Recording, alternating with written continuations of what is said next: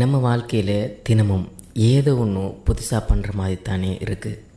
ஆனால் எதுவுமே மாறின மாதிரி தெரியலையே, அப்படி தானே நினைக்கிறீங்க?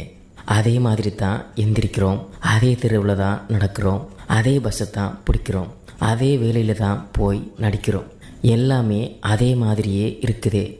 இவ்வளோ எஃபர்ட் போட்டும் ஏன் எந்த டிஃப்ரென்ஸுமே தெரியலை அப்படிங்கிற கேள்விக்கு பதில் எதிர்பார்க்குறீங்கன்னா, எந்திரிச்சு கண்ணாடியை பார்க்குறப்போ யாரா இவன்னு கேட்குற அளவுக்கு எல்லாமே மாற இது ஒன்றும் சினிமா இல்லை. நகம் வளர்கிற மாதிரி, முடி வளர்கிற மாதிரி கொஞ்சம் பொறுமையாக தான் நடக்கும். இப்போது நீ தினமும் அதே தெருவில் தான் நடந்து போகிற.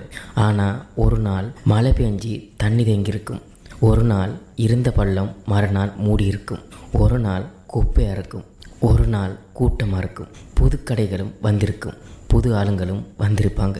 ஆனால் உன் வேலை அதை கடந்து போகிறது மட்டுங்கிறதுனால நீ அதையெல்லாம் கவனிச்சிருக்க மாட்டே.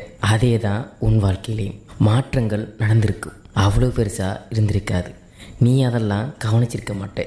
அதுக்காக அது அர்த்தமில்லாமல் போயிட்டேன்னெலாம் அர்த்தமில்லை. எல்லாம் நடக்கும், பொறுமையாக நடக்கும்.